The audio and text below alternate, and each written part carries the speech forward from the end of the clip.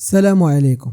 اليوم الاثنين بالصباح، اول نهار نشوف الوالد جالس في الدار بحوايج ديال النعاس، ولفتو ديما لابس الفيستا والكرافاطه، وجالس كيشرب في القهوه ديالو وعينيه على الجورنال، كيقرا الاخبار قبل ما يمشي للخدمه. كان ديما كيتسناني انا وخوتي في الصالون او على برا باش يوصلنا للمدرسه ديالنا، ولكن ذاك النهار كان يوم استثنائي، فهو اول يوم ليه من ايام التقاعد. فاستالينا فطورنا، عطاني الوالد السوارد الطوموبيل ديالو باش نوصل خوتي للمدرسه، لانني انا الكبير بيناتهم، وقال لي انه غادي يدوز لعندي لافاك فين كنقرا مع ديك العشرة باش نعطيه الساروت، لانه داير مع واحد السيد باش يشوف الطوموبيل. اواه، الوالد بغى يبيع الرونج روفر. في الاول صدمني فاش قال لنا ان ديك الطوموبيل العزيزه علينا واللي عزيزه علينا كاملين، وكانت عندي انا بالخصوص معها ذكريات اللي بزاف. سولته علاش باغي يبيعها، قال لي حتى العشيه وغادي تعرف.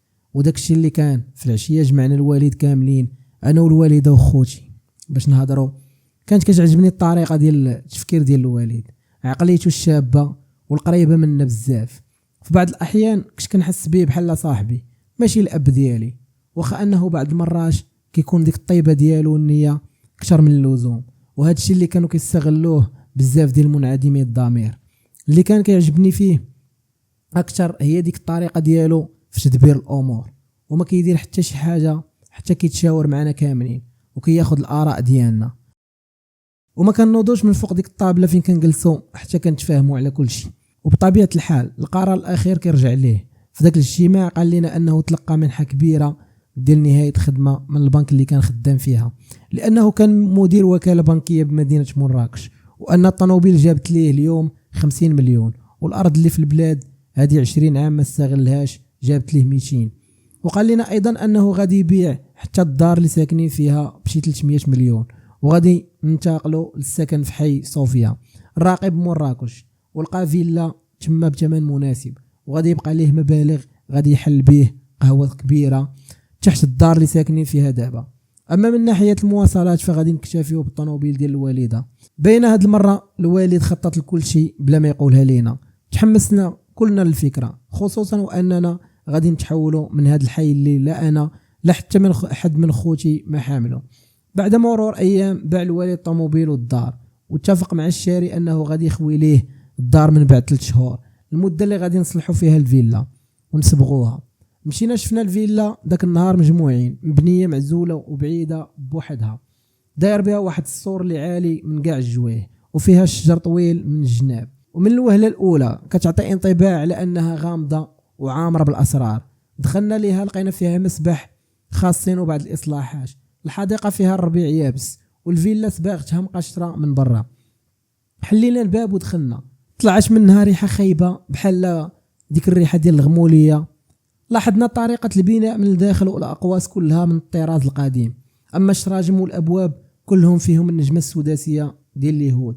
قال لنا الوالد ان الفيلا هذه سنين وهي مسدوده، وانها كانت ديال عائله يهوديه انتقلت للعيش في اسرائيل قبل ما تشريها منها العائله المغربيه المقيمه بكندا، ولكن عمرهم ما سكنوها، وان الدار كلها غادي تصلح وتصبغ، وحتى من الابواب والشراجم غادي يتبدلوا. عجبتنا الفيلا بزاف، وقررنا كلنا داك النهار باش نبدلوا الحياه جديده ونحاولوا نغيروا كل شيء. وفعلا داكشي اللي وقع. من بعد حياتنا تبدلات وبزاف ديال الامور تغيروا، ولكن للأسوأ. جات العطله الصيفيه وما بقات قرايه، كلفني الوالد انا وخوتي باش نبقاو مقابلين المعلميه اللي كيصلحوا في الفيلا. واخا خوتي الله يهديهم ما نقدر نعول عليهم في والو، غير كيطلوا في الصباح زعما راه حتى حنا راه مقابلين، ولكن من بعد ما كنعرف فين كيمشيو.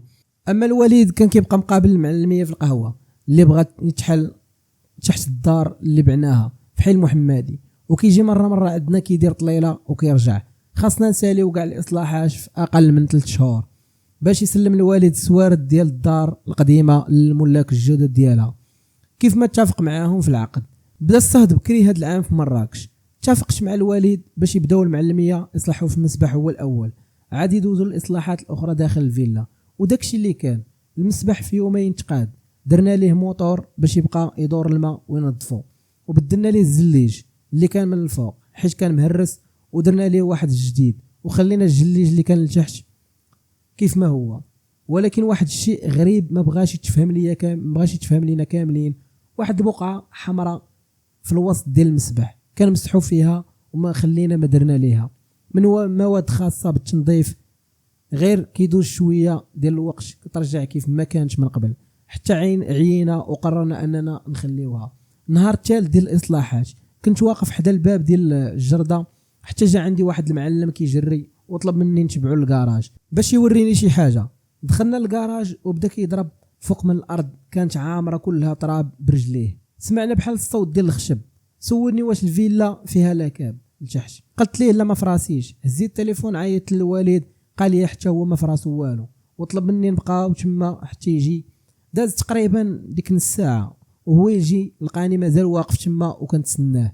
حيدنا كاع داكشي اللي كان محطوط في الكراج وشطبناه كامل وبداو المعلميه كيهرسوا في الخشب اللي فيه لتحت. حيدوا 3 ديال الخشبات وحنا يبان لينا بحال شي دروج.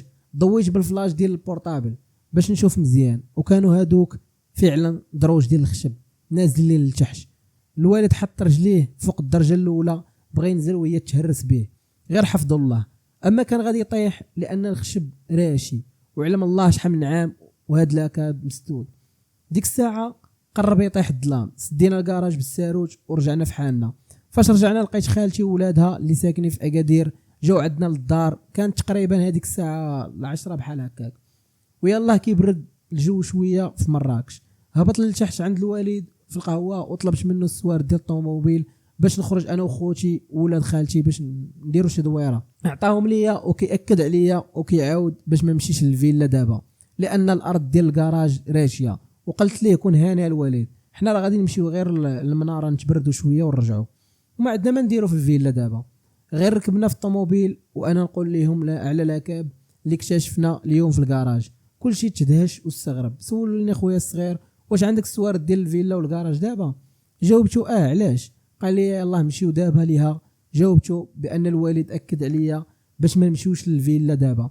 وهو ينقز ولد خالتي من اللور قال لي تصور يكون تما شي كنز ويجي شي حد من المعلميه في الليل ويشفر كلشي. وفي هادي عنده الصح. نسيت داكشي اللي وصاني عليه الوالد وقررت نعيش معاهم مغامره هاد الليله. مشينا مباشره عند واحد مول الحانوت في الطريق، شرينا من عنده بيل باش نضويو ومشينا مباشره للفيلا. دخلنا ليها وحلينا الكراج ونزلنا لتحت من دوك الدروج غير بشويه حتى وصلنا للاكاف. وما تصورش داكشي اللي لقينا. كاينين بزاف ديال الصنادق ديال الخشب في الحاشيه ديالو وفي الوسط كاينين رفوف ديال الحديد. انا هاز البيل اللي شريت من الحانوت وخوتي وولاد خالتي هازين البورطابلات ديالهم باش يضويو. مشينا كاملين للرفوف لقيناهم عامرين وراق وكتوبه بداو كيتقطعوا من الجناب ديالهم ومكتوبين كاملين بالعبريه وشي رموز ورسومات ما مفهوماش. مشينا للصناديق كنقلبوا فيهم ولقينا وسط منهم شي قراعي ديال الدجاج خاويين وصندوق عامر بالشمع. تصدمنا كاملين لاننا ما لقيناش شي حاجه عندها قيمه كبيره نقدروا نستافدوا منها. كيف ما كان كيسحب لينا الجو تما مزموت بزاف. هزيت شي كتب وقررت انني نطلع ونتسناهم الفوق. طلعت انا الاول وتبعني خويا الصغير والاخرين بقاو تما كيقلبوا. ما دازت حتى دقيقه وانا كنسمعهم كيتغاوتوا في التحت وكيعيطوا ليا. مشينا بالزربه للحفره اللي فيها الدروج وطلينا عليهم. سولتهم اش كاين مالكم على هاد الغواش؟ سولنا واش كاين شي حد فيكم اللي شعل هاد الشمعه. كيهضروا معايا وهما مخلوعين وكيشيروا على واحد الشمعه في الوسط مشعوله. شفت في خويا لقيته حتى هو كيشوف فيا وعلامات ديال الذهول والخلعه باينه فيه. شفت فيه في وجهه وجاوبتهم لا ما شعلت حتى شمعه. جاوبني ولد خالتي من التحت مالك كتكذب؟ انت بوحدك اللي كتكمي بيناتنا وانت الوحيد اللي هز لوقيد ولا البريكه في جيبك. حلفت لهم انني ماشي انا اللي شعلت الشمعه وانني قطعت الكارو هذه شهرين. ما خلاونيش نكمل هضرتي وهما يتموا طالعين كاملين بالجرا بغاو يخرجوا. تخلط الغوات والضحك مع الدهشه والخلعه. كلشي كيشوف في الاخر وطلبوا مني نحل ليهم الباب ديال الطوموبيل باش يطلعوا. قلت لهم ما غاديش نرجعوا حتى نطفيو الشمعه لا تعود تشد في العافيه في الفيلا. حتى حد فيهم ما بغى ينزل يطفيها. شفت حتى عييت وقررت انني انا اللي ننزل، حيت الا وقعت شي حاجه انا الوحيد اللي غادي نكون مسؤول قدام الوالد لانه اكد عليا باش ما نجيش هنايا في الليل. شعلت البيل ونزلت وهما حليت لهم الطوموبيل وطلعوا ليها. طلبت منهم غير يمشيو معايا للكراج بلا ما ينزلوا. لكن حتى حد فيهم ما بغى. دخلت للكراج ونزلت مع دوك الدروج والخلعه شاداني، لا كاف مظلم وما بقاش كيبان فيه داك الضوء ديال الشمعه كيف ما قبل. ولكن قررت نمشي للبلاصه فين كانت ونتاكد. الصدمه كانت كبيره. فاش لقيت الشمعه مطفيه حسيت برجليا بحال خواو عليا، ولكن حاولت نتمالك الخوف ديالي ونرجع في حالي. فاش كنت طالع من الدروج بديت كنحس بحال شي حاجه ورايا تابعاني، وما بغيتش نتلفت، وبالاحرى ما نقدرش، حيت حطيت رجليا في الارضيه ديال الكراج وانا نعطيها بالجرا حتى للطوموبيل. حليت الباب لقيت خوتي ولاد خالتي جالسين. بديت كنسب فيهم ونعاير فيهم كاملين. قلت لهم انهم بالعاني داروا لي هذا المقلب باش يخلعوني، وانهم اتفقوا عليا. بداو كيحلفوا لي. هزيت القران صغير اللي كتحط الوالده في طوموبيلتها وحطيته بين يديهم كاملين. حلفوا لي عليه انهم ما فراسهم والو. رجعنا للدار في المحاميد ولقينا كل شيء ناعس. طلعنا مجموعين بشويه للسطح وحاولنا نعطيو تفاسير لداك الشيء اللي وقع. قلنا ربما ان الاكسجين في لاكاب ما كانش داكشي علاش الشمعه طفاش. كل شيء لقينا ليه تفاسير والاجوبه الا السؤال ديال شكون اللي شعل الشمعه. الايام دازت بسرعه والاشغال سالات قبل من الوقت المحدد في الفيلا، وطيله ديك المده ما بقيتش قربت لذاك الكراج ولا لاكاب. وحتى الاشغال ديال القهوه اللي بغى الوالد يحل حتى هي سالات، وبداو الزبناء كيجيو ليها. سلمنا الساروت ديال الدار للملاك الجدد، اما الاتات ديال الدار صيفطوا الوالد العائله ديالو في البلاد يستافدوا منه، لاننا قررنا نبداو حياه جديده. كل شيء تقاد في الفيلا. الحديقه درنا فيها الغرس والورد ولات زوينه. صلحنا الفيلا من الداخل والاتات درناه مزيج ما بين التقليدي والعصري. وحتى من الكراج ولا كاب تصايب ودوزنا ليه الضوء، واخا ما دخلتش ليه مازال. وقررت باش نشد الغرفه اللي كتطلع على المسبح. في كل نهار كنزل المسبح كنحاول نمسح ديك البقعه الحمراء اللي فيه، ولكن كالعاده كتمسح وكتعاود ترجع من جديد. بدات العائله كتجي عندنا كتبارك لينا السكن الجديد، وجات عندنا ديك خالتي وولادها اللي ساكنين في اكادير حتى هما. داك النهار كنصطاد بزاف. عمرنا المسبح بالماء ونزلنا نعوموا فيه انا وخوتي ولاد خالتي. دوزنا نهار زوين بزاف. في الليل تجمعنا وبدينا كنهضروا ونجمعوا حتى جبدنا الهضره ديال داكشي اللي وقع لينا في لاكاب. هذه شي 3 شهور تقريبا. طيله ديال ديك المده حاولت ننسى الموضوع، لان التفكير فيه كيضرني في راسي وكيخلعني، خصوصا وانني في معظم الوقت كنكون بوحدي. ولكن دابا بما اننا مجموعين كنا زعمت حتى انا ودويت وناقشهم في داك الشيء، وعلى الموضوع اخرى كتعلق بالارواح وكيفيه ديال التحضير ديالهم. اقترح علينا ولد خالتي ديك الليله اننا نجربوا ديك اللعبه ديال ويجا، هذيك اللعبه الشهيره اللي كل شيء كيديرها باش يحضر الارواح. سولته واش فيت منه جربها، قال لي وان ديك الطريقه كيحضروا بها الروح وكيبداو يسولوها على شي اسئله وهي كتجاوبهم. جلسنا مجموعين فوق الطابله وقدمنا قدامنا واحد الخشبه فيها شي حروف وارقام، وقال لنا ولد خالتي ان الروح اللي كتحضر كتبدا تحرك في يدينا وحنا خاصنا نكتبوا داك الشيء. جربنا شحال من مره لكن ما بغاش يصدق لينا، حتى بدا كيجينا الملل وقررنا اننا ننسحبوا شويه وهما يقترحوا اننا ننزلوا اللاكاب مجموعين. وكل شيء تحمس للفكره الا انا اللي ما بغيتش، ولكن بداو كيطلبوا فيا انني ننزل معاهم، وفي الاخير وافقت لانني ما بغيتش نبقى بوحدي. من بعد ما جربت معاهم لعبه ويجا دخلنا للكراج وحلينا الباب اللي كيدي اللاكاب ونزلنا مع الدروج، ولكن هاد المره شعلنا الضوء. هذه اول مره نشوفوا لاكاب بهذا الوضوح، لان ديك المره كنا مضوين غير بالبيل. ومشينا كنقلبوا مزيان في الرفوف والصناديق ولقينا شي كتوبه وشي وراق وشي تصاور ديال شي ناس مصورين في هذه الفيلا نيش.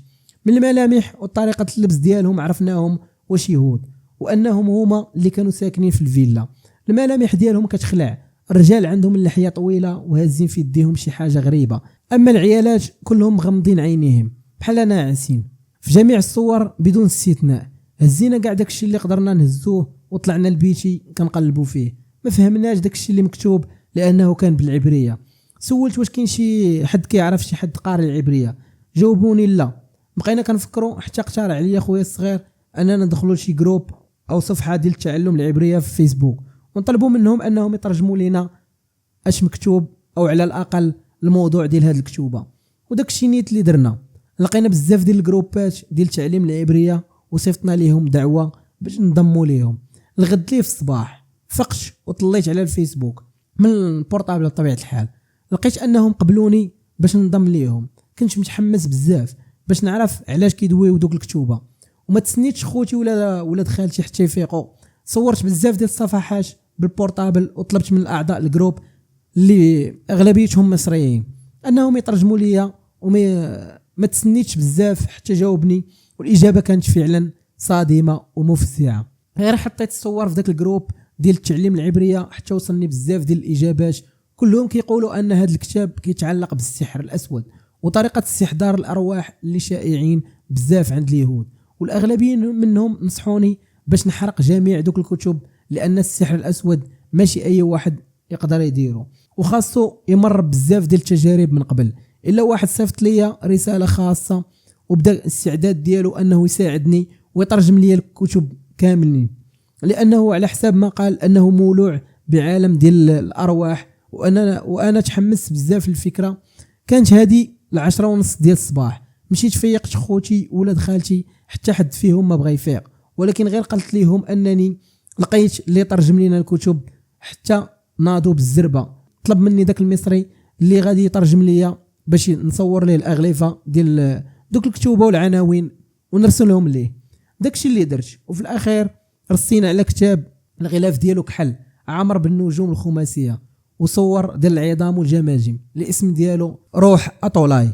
ومن هنا غادي تبدا القصه. الكتاب ديال روح اطولاي كيف ما قال لنا المصري حسام كان مقسم بزاف ديال الاجزاء، كل جزء كيختص بشي حاجه معينه. تشاورت انا وخوتي وولاد خالتي على ان جزء غادي نطلبوا من حسام يترجموا لينا، واتفقنا كنا على جزء اللي كيهضر على تحضير الارواح، وداكشي اللي كان. صيفط الصور مره اخرى للمصري حسام، تقريبا 4 سوايع بقينا كنتسناو فيه حتى عيينا، ونزلنا باش نتغداو. كان داك النهار الجمعه والدار دايرين كسكسو للغدا، غير بدينا كناكلو وهو يجيني ميساج في الفيسبوك من عند حسام. طليت عليه لقيت فيه الترجمه. شفت في خوتي ولاد خالتي لقيتهم كيشوفوا فيا، لانهم حتى هما كانوا متحمسين وكيتسناو بحالي. ما كملتش الغدا وطلعت لبيتي وهما يتبعوني كاملين باش يقراو اش مكتوب. قال لنا ان تحضير الارواح باش يصدق خاصو يكون بحضور 4 ديال الناس، كل واحد شاد في يد الاخر وجالسين فوق المائده بيضاويه الشكل، ويكون 2 منهم على الاقل ما لابسين والو من الفوق، وتكون الاضواء كامله مطفيه ومضوين بشمعه خاصها تكون بيته 7 ديال الليالي كامله في حائط البوراق اللي هو مكان مقدس عند اليهود بالقدس، بالاضافه الى القماش من الثوب الابيض مطروز بخيوط فضيه وفقرات من الصفر التكوين اللي موجوده في التوراة. والاهم من هذا الشيء كله ان هذه الطقوس خاصها تدار في الليله ديال الجمعه الصبيحه ديال السبت بعد منتصف الليل. هي ليله مقدسه عند اليهود. غير قنينا هذه الفقره ديال الجمعه صبيحه السبت كلشي بدا كيشوف في الاخر بنوع من الحماس، بحال الا كل واحد فينا باغي يجرب هاد الطقوس هاد الليله مادام انه يوم الجمعه. ولكن منين غادي نجيبوا الشمعه والثوب والتوراة؟